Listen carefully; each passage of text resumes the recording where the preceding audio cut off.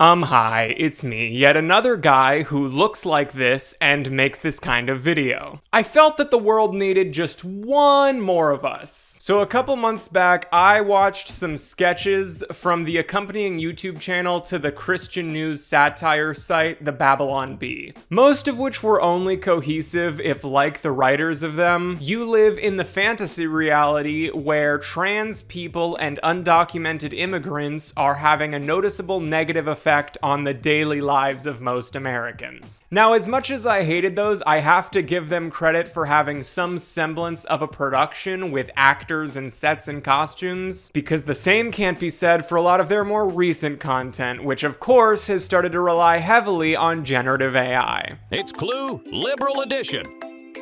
This time there are no suspects. You only blame the murder weapon. It was the candlestick.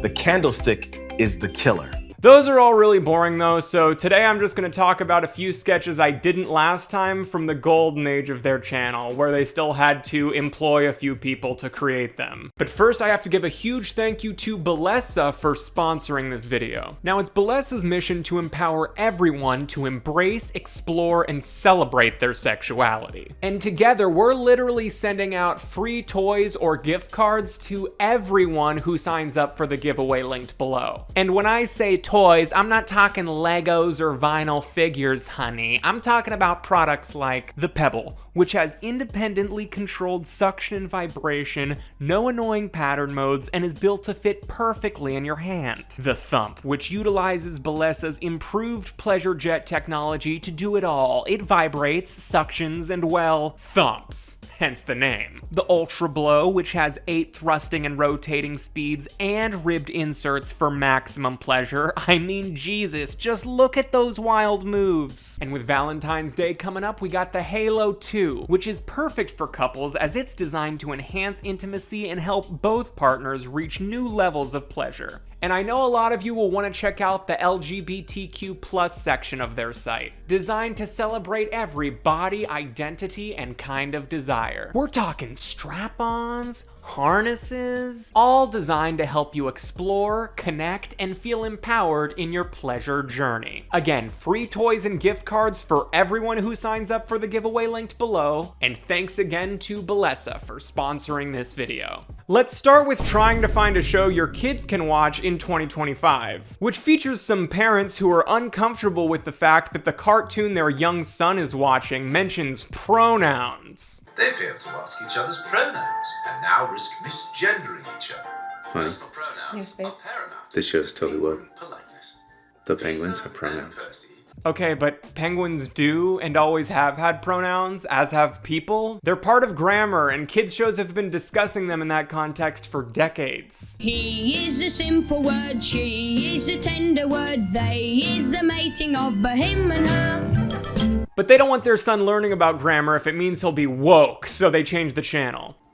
Sometimes I feel sad because people make fun of me for being the Asian. Why do they have to have races? They're puppets. Nice. We should all love each other. They're all part of the same race. They're part of the puppet race. Why would you not want your children hearing that they shouldn't be racist? Which again is also something children's media has covered long before 2025. I see why Richie acts like a hood, Maggie. That kid's a bad influence. All his kind are. It's bad enough I gotta deal with them all day long. Now one of them's in my house. They then switch it to an obvious parody of Miss Rachel. Hi, friends! I'm Miss Melanie. Let's learn together. Today we're gonna learn about shapes and colors. This is great. And we're also gonna learn about how climate change is gonna kill us all. Oh, Yay! okay. So ignoring the fact that climate change is a scientific, non-political reality, any children's media that does touch on it doesn't say that it's gonna kill us all, but just that it's good to be environmentally conscious and take care of the planet. Take care of the planet. I'm going to save water. Take care of the earth. And I again ask, is that seriously something you think would be harmful for kids to hear? That they shouldn't litter, basically? Also, I think the inclusion of an obvious Miss Rachel send-up here is a reference to her controversial pro-Palestine activism. Because, you know, who could have expected a children's entertainer being against innocent children being starved and bombed? But these people know she doesn't talk about that in the videos for babies, right? Like, there's not an interlude in the potty song where she talks about the state of Israel being a mistake. Anyway, they cycle through more children's shows, all trying to indoctrinate their son into leftist ideology. Hey kids, I can transform into a car. But did you know you can transform into a different gender? No! I feel it's really telling that none of the clips they use are from actual recent children's shows, but just their parodies of them. Because I don't think you could find that many examples of recent children's media even discussing these topics. And any that you could would not sound as radical as they need them to for this sketch to work. But at the end, it turns out that this whole video was just an advertisement for a supposedly non-woke children's show titled Mech West. Family entertainment should be entertainment about storytelling, not political messaging and social programming. Meet Mech West. Which, out of curiosity, I watched the first episode of, and I shit you not, it takes place in a world where robots who do the more undesired manual labor jobs in society are mistreated and undervalued by most people. Except for one young woman, Pearl, who after taking a specific robot into her custody, is attacked by a group of masked men who want to take the robot away. But hey, since nobody in it is gay or black, it's not woke. So last time I looked at a video of the Babylon Bees titled Woke Jesus, which I deduced was their response to the viral sketch GOP Jesus and the comic Supply Side Jesus, both of which try and illustrate that Jesus espousing modern day right-wing talking points would sound ridiculous. If you are prosperous on earth, that means that God is rewarding your rugged individualism. If you are poor, it is a sign that God frowns on your reliance on handouts. And woke Jesus was the Bees' attempt to show it'd seem even more absurd to hear him say left-wing talking points. And for a variety of reasons, I thought they were unsuccessful in making the point they were trying to. Poor you will always have with you. This is because of capitalism. Eat the rich. Eat the rich. Eat the rich.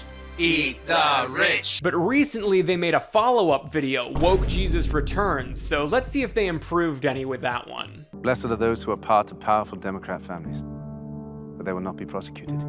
Hunter, I'm talking to you. I got your back. Full pardon, buddy. Okay, first of all, what's even the joke there? What point are you making by having Jesus say this? Jesus, who, you know, lived millennia before an American Democrat or Republican Party even existed? There's no logic to it. You're just complaining about Biden while dressed as Jesus. Secondly, this came out 5 months ago, 7 months after Biden was out of office. Let it go. And thirdly, if we want to talk about presidents dealing out undeserved pardons, how about Trump and the January 6th rioters? And we're only 20 seconds into this video. For God so loved the world that he gave his only begotten Son, that whoever believes in him shall not perish, but have eternal life. Or you could believe in Buddha, or Muhammad, or Oprah. Again, I don't get it. I don't get this one. Unless it's just that other religions are dumb and bad, which, I mean, at least they're upfront about their Christian supremacy. You have heard it said, thou shalt not steal. But I say unto you, unless it is merchandise worth more than $949, then go ahead. These companies have insurance, you know.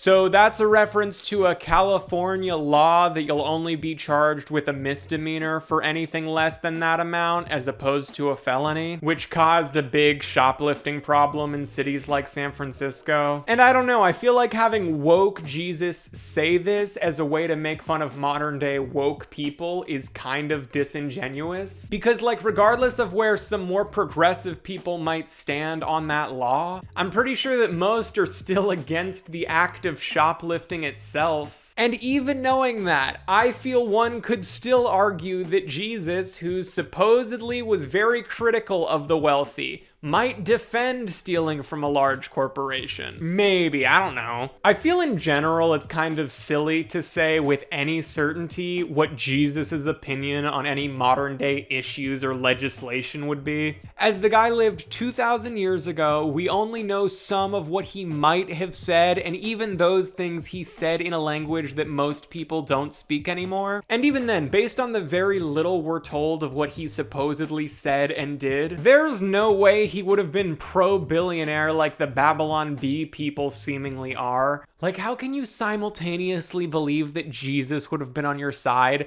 while breaking bread and platforming the richest man alive, dude? Wherever two or more are gathered, I am there also.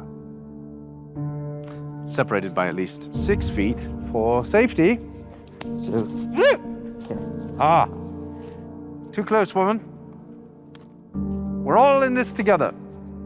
Again, how can we say with any certainty how Jesus would have felt about complying with public health guidelines during a global pandemic? I'm probably thinking about this way more than they did, but is this a reference to the story of Jesus not acting hostile towards the man with leprosy? Because that was only because he supposedly knew he could heal the guy, right? Also, again, this video is from 2025 and they're still bitching about masks.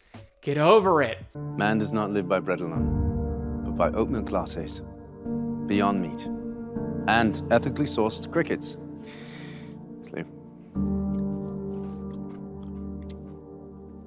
It's good for the climate, and it's surprisingly tasty. No, I just had lunch. They taste like fried chicken. If there's one thing I know about leftists, it's that they're always eating fucking crickets. Like, go to any local queer book club meeting, all those blue-haired NBs are snacking on crickets, grasshoppers, mealworms, maybe a scorpion if they're feeling rebellious. Fantasy world. These people are living in a fantasy world. You've heard it said, thou shalt not kill. But I say unto you, if you murder a CEO in cold blood, bravo. Good for you. You know what? I'll give him that one. Jesus probably wouldn't have been in favor of assassinating a healthcare CEO, but I'd wager he'd be equally against denying people's health insurance just to contribute to your own $40 million net worth, dude. If anyone would come after me and be my disciple, you must count the cost.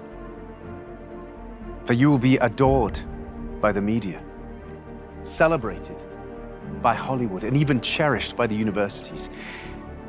It's fantastic, honestly. The way you know you're doing Christianity right is if everyone loves you. It is the best. Again, 2025. How are they still claiming that all this conservative Christian persecution is happening under the Trump administration? So it turns out that this whole video was just an advertisement for a full Woke Jesus series on the Babylon Bee's paid subscription service B-, which I'm sorry to report I will not be paying for. But I have to admit, if they're gonna have a streaming service, B- is a pretty clever name for it. Okay, lastly, we got freshmen brainwashed after just 2 weeks of college, which is pretty self-explanatory. A couple of rational, conservative Christian parents dropped their daughter off at college. So proud of you, Jess. Mom, Dad, you're embarrassing me. I'm 18. Only for them to return 2 weeks later and find their daughter like this. Hey, Dad. Birthing person? Oh, hey, person I birthed? Are you good? How could I be good when our capitalistic patriarchal systems are crushing the marginalized and oppressed, and our planet is literally on fire thanks to climate change? I am not good. You know, most of the time with the over-the-top leftist characters in these sketches, I'm able to say, that character is a total fabrication. No left-leaning people I know are anything like that. But in this case, I realized, damn it, I do technically agree with a version of everything she said there. But like, I'd still rarely say it dramatically all at once like that. Also, with her now mentioning climate change, is the implication that she didn't know about it until college? Maybe she's only supposed to have been homeschooled up until now. If that were the case, I'd buy it. Is that your Bible? Well, my professor says it's an archaic collection of fairy tales that perpetuate bigotry. Okay, so I went to a public university in Los Angeles, which I know these people believe to be the most libtard city in the world. And even there, I took a humanities class focused entirely on the Bible, and it wasn't anti-Bible at all. It was actually taught by a devout Jewish woman, so she believed at least half of what we talked about to be divinely inspired. My point being, you'd be hard-pressed to find any university professor who would openly criticize a religion, especially one as widespread as Christianity, when they're extremely likely to have Christian students. Anyway, she takes her parents to the school's library. Birthing person, I knew you were going to freak out, but don't worry. I don't read books in the library. I mostly come here when we protest injustice. Well, injustice is bad. That a girl? What kind of things do you protest? Oh, you know, the fascist takeover of the country, low wages for agender barista queers. The Jews. The Jews? Ah, the classic, if you even suggest that Israel shouldn't slaughter innocent Palestinian children, it's because you hate the Jews. Like, these people are saying they'd consider it a bad thing for their child to oppose yet they think they're the good guys. Also, earlier, it showed that the girl now has Michelle Obama's book in her dorm. I don't really think there's much overlap between hardcore pro-Palestine activists and big Michelle Obama fans. But these people just assume that every person with political stances left of center has unyielding adoration for every Democratic politician and their spouses, apparently. And it's like, no, actually, that's what you guys do. She then introduces her parents to her professors, who, regardless of what the subject of the class is, all seem to be teaching her the same thing. This week we're learning how to destroy the colonial establishment that perpetuates the oppression of the marginalized. This week we are learning how to destroy the colonial establishment that perpetuates the oppression of the marginalized. We teach world history. See, nothing to worry about. And how to destroy the colonial establishment that perpetuates the oppression of the marginalized. So again, I went to school in LA, and I really can remember very few times where a professor shared their political or religious opinion on anything. And if they ever did, they were clear about not trying to convince us of anything in doing so. And like, did I start thinking more progressively after going to college? Yeah, but I stand by the fact that most professors simply did their job and presented me with facts, allowing me to form my own opinions. Yet I ended up settling on mostly progressive opinions, so what does that say? Realizing their daughter's being brainwashed at this public university, they forcibly transfer her to a private Christian one, Master's University, which this whole video was an advertisement for. Because Jesus Christ, our Master, is Lord over all. We commit all we do, academics, athletics, student life, to His truth. Yes, I'm sure that between a public university that treats and discusses all religions equally and a private Christian one with, quote, unwavering devotion to scripture, that the former is the more likely of the two to be doing brainwashing. If this video finds its way to anyone who's attended or knows someone who's attended Master's University, I'd be curious to hear in the comments what it's like. Okay, I'm gonna leave it there because I feel like every one of these videos I watch takes like 5 years off my lifespan, and 15 years is all I'm willing to commit to today. So I'll die when my theoretical kids are roughly in their 20s. Nothing a little therapy can't get them through. What's there to say, really? It's bad enough how brainwashed these people are, but to broadcast their delusions to millions online is how we end up in situations like the one we currently find our country in. And what's really crazy is they would say with just as much certainty that that's exactly what I'm doing. It's just crazy to be alive right now. Like, there are government-sanctioned executions of innocent people happening, but I still need to, like, clean and feed myself. Like, everything going on, and I still have the audacity to crave a bagel with cream cheese some days. The thing I keep reminding myself is that there are more people who recognize that what's going on is wrong than don't. There have to be. Okay, the video's over now.